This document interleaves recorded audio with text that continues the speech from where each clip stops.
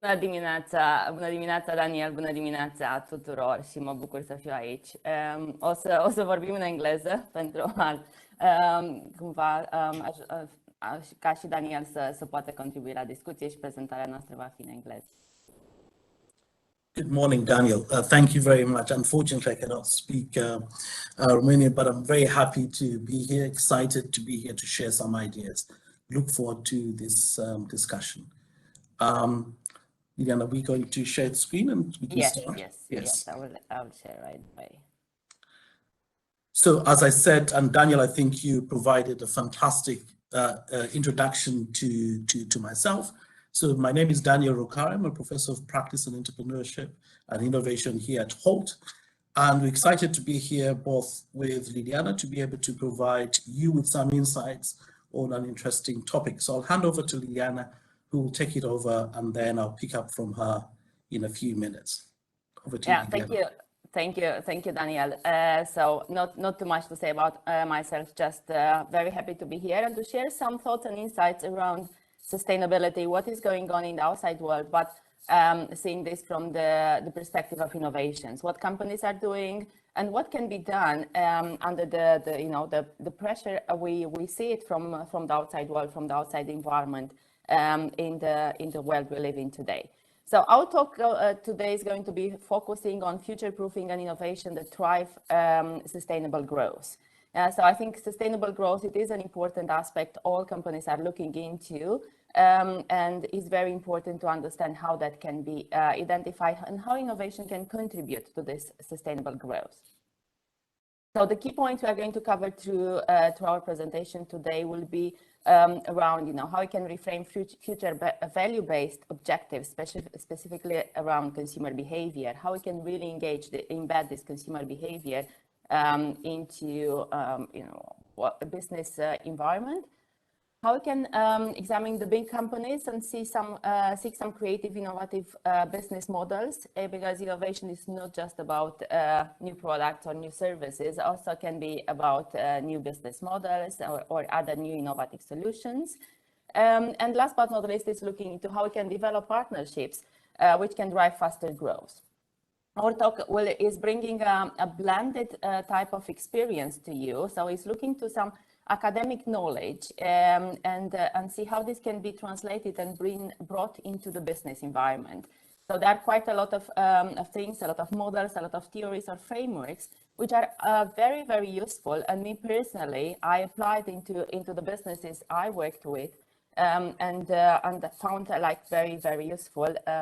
So definitely thought it would be good to share further. So looking forward to hear your thoughts.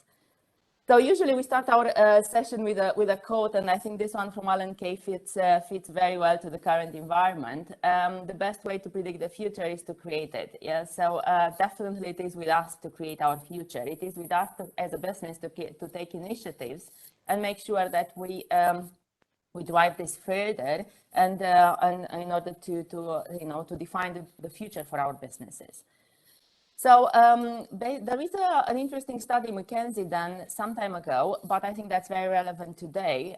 And they looked to the power curve of economic profit and how various companies, and they took a quite wide range of companies, more than 2,000 companies globally, where they position in terms of their profitability and growth. And what had been realized is 60% of them sit into this middle space, which means that there is very low or no growth, so around 0 to -1 plus 1%. So basically, most of the companies trying to survive, and it's more visible more these days.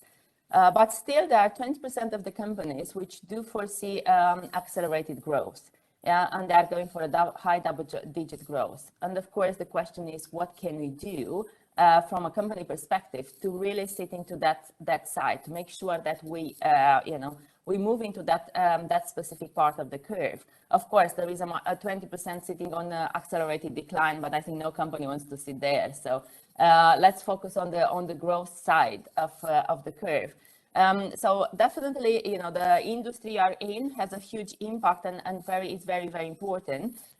But definitely, it's we see also some other companies around 8 to 10%, moving from the stagnant position to a growing one. So then the question is, what can be done? How you can achieve this this movement from moving from a stagnant to an accelerated growth? And there are few aspects which have been identified, and doing through our research, we've seen that trends will play an important role. Second, there are some big moves in the context of transformation of the business. Under the external pressure, there many of the companies do need to transform these days. They need to adjust and adapt to the current environment, and find their way to thrive. And definitely it is important to identify new fit-to-purpose business models and differentiate versus competitors. And I would say a very important aspect is around identifying and defining a future-proofing portfolio. How you can create value, how to allocate resources in a more agile way, and definitely how to embed the digital transformation empowered by big data and AI. We have this at our hands, so that's quite important to ensure that we embed them into the business. Let's look a little bit what are the trends shaping the future in the face of uncertainty we live in today. We selected 6 trends to zoom in and kind of build and brought to your attention today, as that we feel that the most relevant and important in the business world of today. Data and digitalization, that's a very important one, and we see definitely we have access to a lot of data. We see companies moving into more digital platforms as today, and because that's the way we can operate, or we have to operate. Embedding this digitalization is very, very important, and making use of data, it's becoming essential. And this but I would say more important is how we can get some interesting insights out of this data. Something which makes sense for our company, something which is relevant, and how we can extrapolate this data a more broader perspective and make it relevant also for the geography or operating. Another big trend is around agility. So all businesses are required to be more agile in the way they operate, in the way they allocate the resources, in the way they work together and identifying partnerships and solutions to spot and drive growth opportunities. The third one is around hyper-segmentation and consumer experience.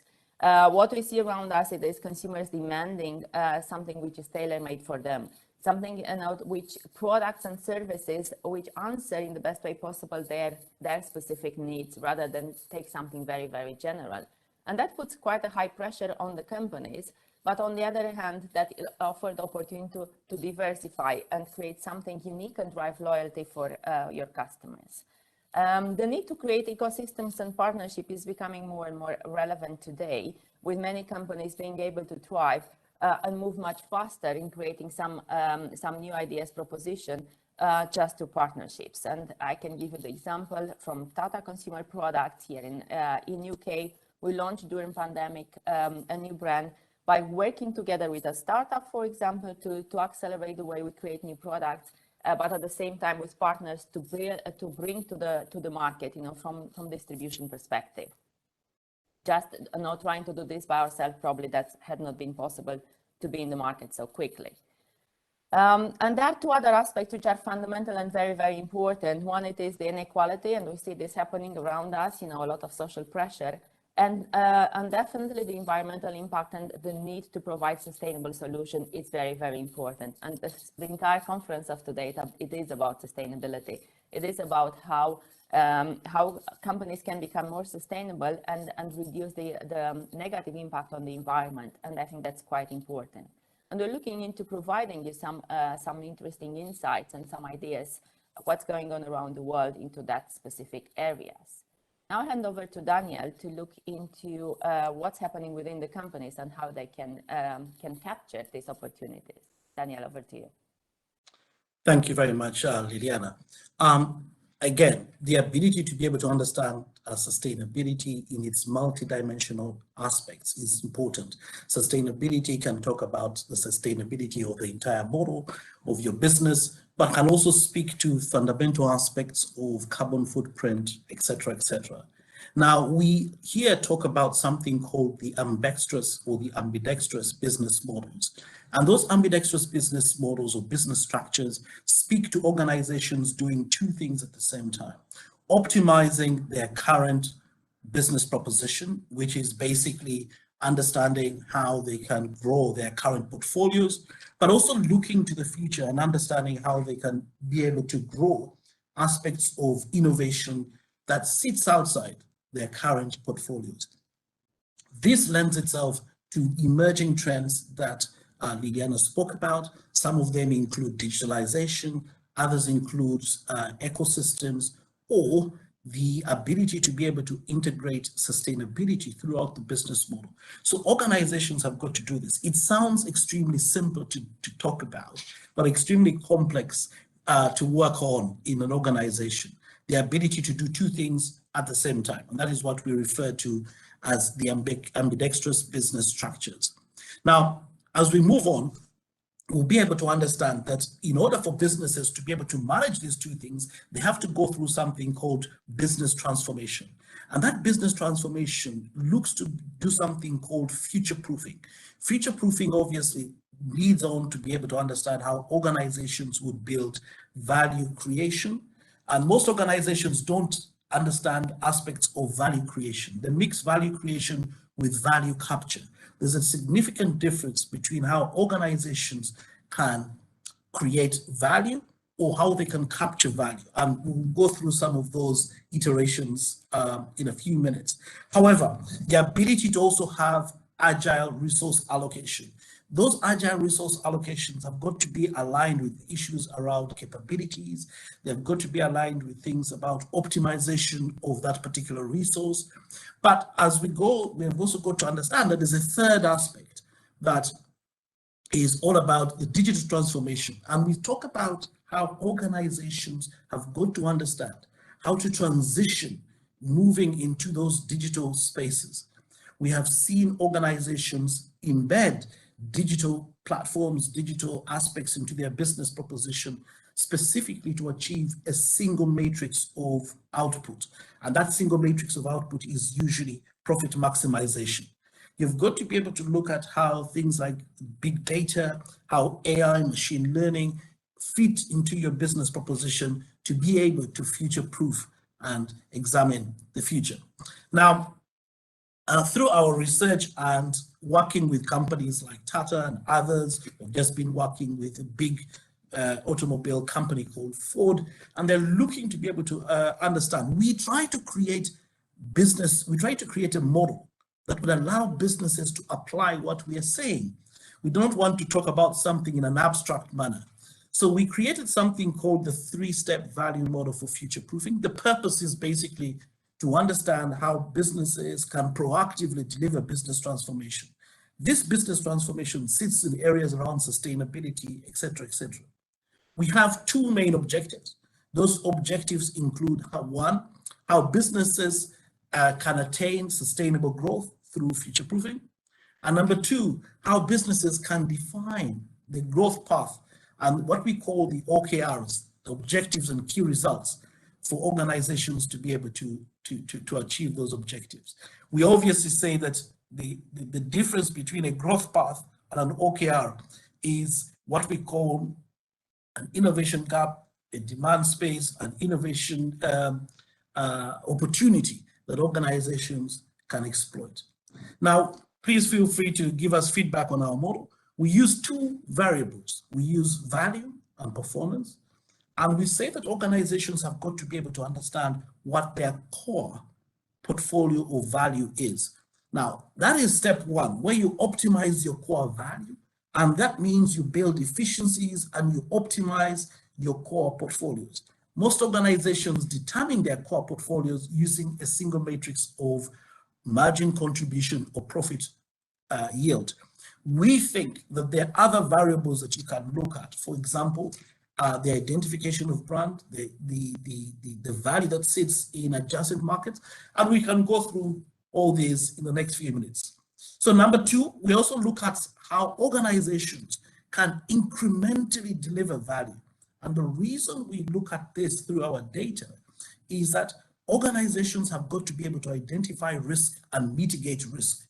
Because if organizations go through what we call radical innovation, whilst it has tremendous yield and output, it can lead to a lot of risk exposure.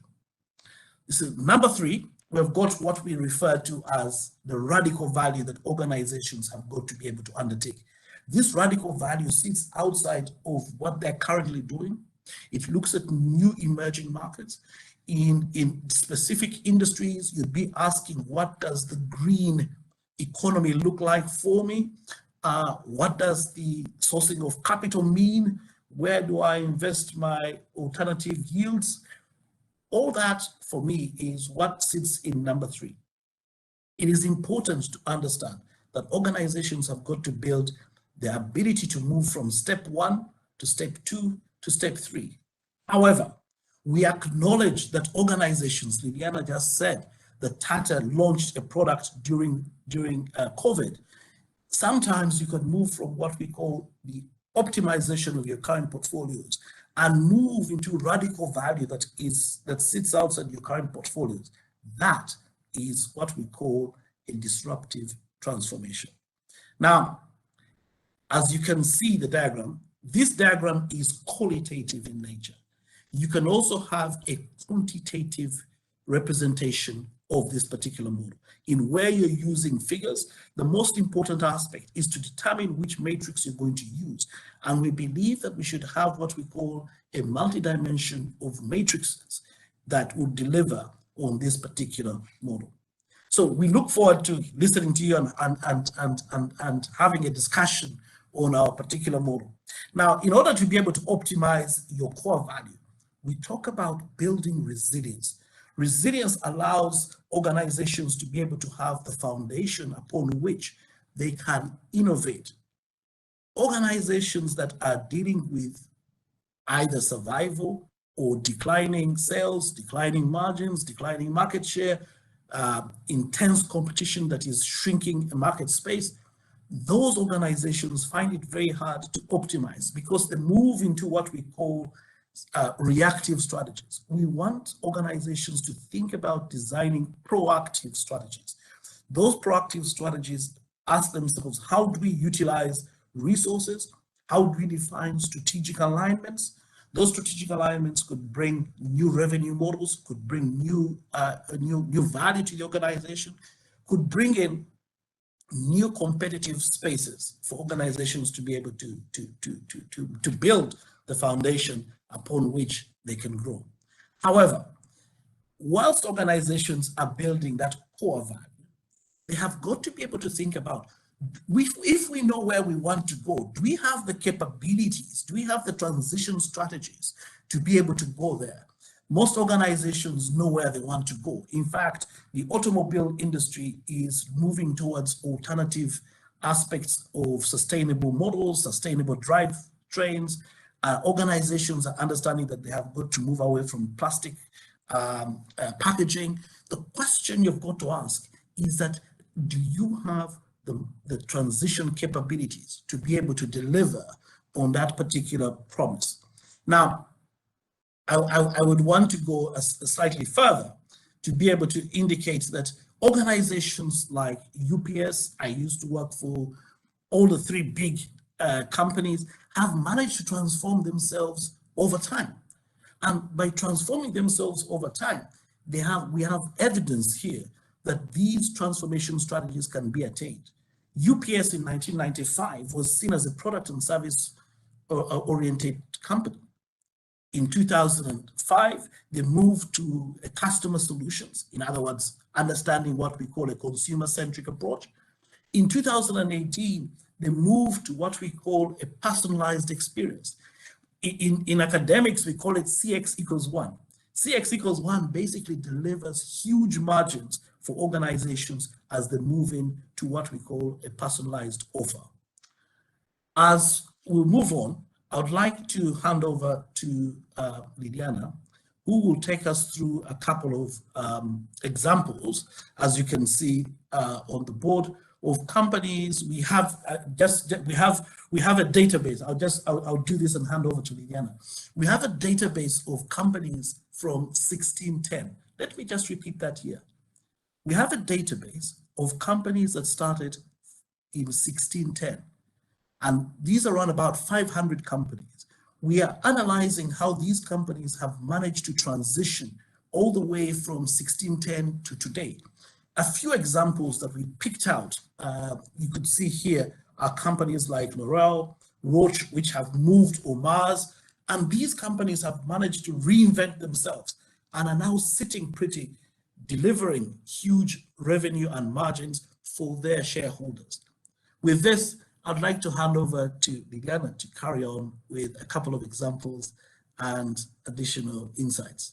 Liliana. Yeah, no, absolutely, Daniel. And definitely, I think just building on this, these are companies which are really taking quite strong initiatives into the space of sustainability. So really embedded this sustainability across the globe within their entire portfolio, moving from sustainable solution in terms of packaging to sustainable way to deliver products with really, really strong ambition. But well, let's looking further and keeping, somehow the key areas of our model and zooming more into the incremental value. What exactly is expecting here from a company? It is really to understand what are some alternative revenue streams. Why is this important? I think it's fundamental these days to understand how we can really define and identify these pockets of growth and try to extend and create new alternative revenues for your specific business. Identify that adjacent growth opportunities, but all the time having at the heart, the consumers. How you can really enhance the experience you deliver to your products, to your solution, to the consumers, because this is the fundamental aspect which will drive future core development. Now, what it is today, the core of your business, may become tomorrow. It's a future core of tomorrow, and that can be a progression looking further and a further development, and will allow you to stay relevant to the consumers through time. Just a few examples here. Daniel already preempted this idea about how we can create incremental value by delivering outstanding customer experience. And I think a very classic and clear model and an example here, it is Apple.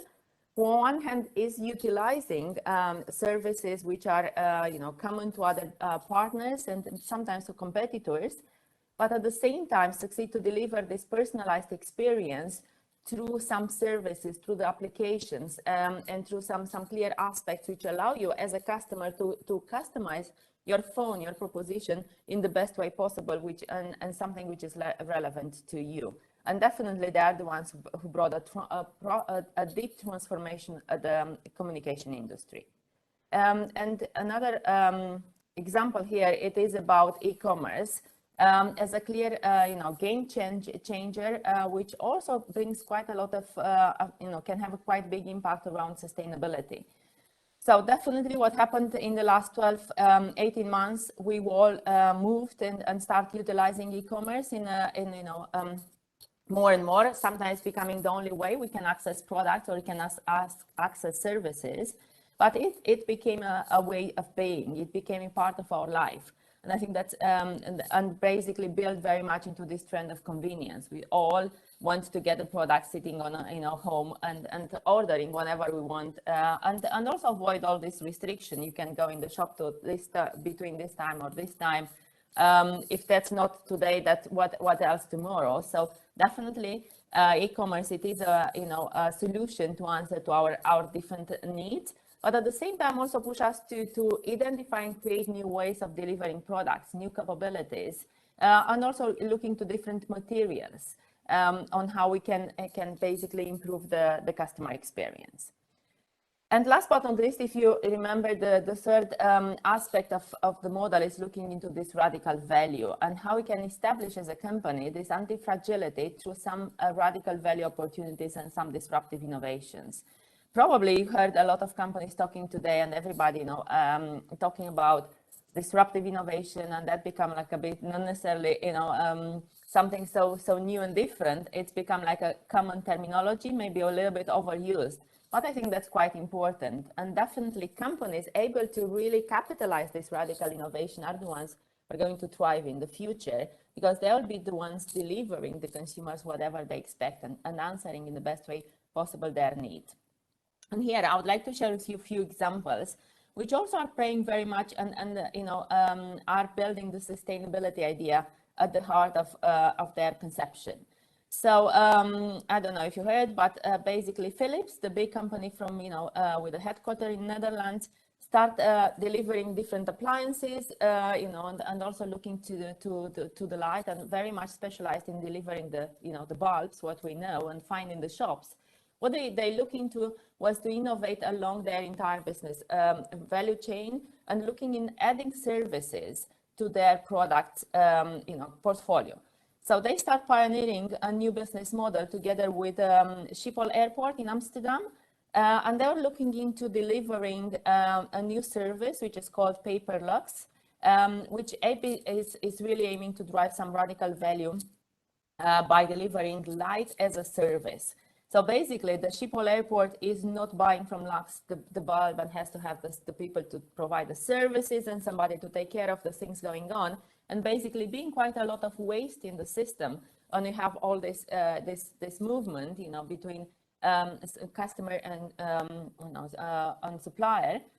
What they done, they acquire the service, and basically also like this, they create a lot of synergies and are playing quite a lot in around sustainability and reduced consumption, and create new and deliver new materials, which basically reduce the the consumption in the airport, and making sure that that you have the consumption done whatever is needed. Another example, it is about sustainability and creating a circular ecosystem. And I think that's a brilliant example, which I do hope will be extended in more and more countries soon. It is called Loop System. It exists and been launched in US, but extended rapidly in other countries in the world. Been launched in 2019 in France, extending afterwards in UK, Australia, but also looking into other European countries. I do hope they will be looking in launching and rolling out in Romania. Will be some similar initiatives. What is the point here? It is very much transforming the packaging from a cost to asset to the brand. How can we do this? By building this idea of reusability. So we talked a lot and heard in the talk earlier about recyclability of the packaging, which is great, and I think definitely that's something which should be done to reduce the impact on the planet and reduce the packaging, the waste coming to the packaging. But what they are looking into it is basically provide packaging which can be reused for 100 times. Yeah, so and then as you can see, they also create an ecosystem working with various partners from retail to suppliers. You order your products, they're coming in this reusable packaging. It is delivered to your home. You use the product inside, you put the packaging and send it back to the company, and then from here it's getting back into the system, being sent to the manufacturing, cleaning and refilling solution, and then you can reuse this packaging for 100 times. So definitely I think this is really important. First of all, reduce the impact, reduce the cost on the planet, reduce the cost for packaging, but also create a better customer experience, and really bringing more value to the packaging. And here are some examples of how this packaging can look like. And talking about sustainability, yes, the recyclable PET, it is one of the solutions. We see it more and more coming and being utilized by various producer manufacturers across the board. But what we see some initiatives around new packaging solution, complementing the core of the business for many companies. And here I have the example of Carlsberg. Also, we heard Coca-Cola is embedding this new solution of utilizing green fiber paper to produce bottles, and really extend and try to see if that's becoming the new packaging of the future. And another quick example, it is about this idea around sustainability, how we can utilize and source products, what kind of raw material are you using to produce our products, how can we ensure that everything is naturally and sustainable sourced, and consumers are paying more and more attention to this aspect, how we can ensure that packaging across the board is reusable. And not only this, but also it is the impact around us, when we talk about products. the way how they're tested and the way how they're consumed, and also the waste generated from the product themselves. These are some kind of few examples we have. And then I will hand over now back to Daniel to kind of share with you a framework which will allow you to scope and identify these opportunities for growth. Daniel, over to you. Thank you very much, Liliana. I know that we're running out of time, but we're coming to the tail end of our presentation. So we believe in having the ability to help business leaders, thought leaders to be able to have the ability to do what we talk about.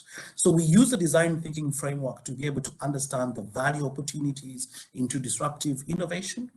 So, and that starts with understanding what we call behavior trends, building on those behavior trends, understanding what we call demand spaces, where is the demand for that particular product or customer segment? Are you going to have hyper segmentation? Which areas are delivering on that demand space? Number 3, we talk about the consumer understanding. Look at doing something called empathy mapping and building an understanding of where these consumers have what we refer to as tradable value. That tradable value allows for individuals to be able to have a shift or a move towards understanding how to build concepts and prototyping. We say to our thought leaders and business leaders, a prototype can be a product, a service, a strategy, and then you obviously build solutions. Finally, we have what we call the double diamond framework. This double diamond framework is fantastic. Organizations can put their problem at point A, and they can move through this. They can understand using big data, and that could be from primary research and secondary research. You'd find insights, you'd start building what we refer to as opportunity spaces. You ask yourself questions around how might we deliver on these particular aspects. We then move to ideation, prototyping, and testing, what we call building of feedback loops. Those feedback loops allow for organizations to fail fast, to fail cheap, but to deliver the value that they require. Now, from this, we'd like to have a few takeaways. 1, identify mechanisms to optimize your core. You need to be able to understand what your core is. Number 2, to build transition capabilities. Organizations might know where they want to go. The question is whether they have the ability and the transition strategies to deliver on that. Number 3, identify incremental value opportunities because it mitigates and leverages risk. And last, establish disruptive value capabilities, which will lead to you delivering what we call future value, or what we refer to as future proofing. With those remarks, I'd like to say thank you very much for having us, and we look forward to continuing this particular conversation. Thank you very much, Liliana and Daniel. That was a very, very interesting presentation that you had. I have many questions for you, but unfortunately, I don't have much time. But I do want to ask you a few questions. Liliana, for example, you said at some point that making use of data is becoming essential, and I was wondering how, to what extent is this useful in this area where we align brand management and sustainability? I think the use of data, it's very important, Alina, across the board. So it is about understanding, for example, in brand management, what consumers do expect. Understanding consumer behavior around sustainability, around recyclability, for example, and how their behavior evolves. That's one hand. On the other hand, also you can look into identifying various solutions on providing new capabilities for recycling, for example, for consumers. How we can help them, transform and embed these new behaviors. What exactly is expecting from their side, what companies can do, and create this connection between customer and creating this new habit. And also it's about data help us to understand and develop some new technologies around recyclability, and the example I gave from Loop about reusability. Yeah, so how we can help consumers reuse the packaging. We used to have in Romania, exactly, if you go back to the communist time, we all remember about, you know, the glass bottles for milk and all the other kind of things, and they have this reusable packaging. That's basically the whole aspect of it, you know, how we can really create this new habit of reusing, and how we can start and define the insights using data and AI and translate this into new proposition of product services and also communication. I think that's coming to the brand. Communication will play a very, very important role in driving new behaviors.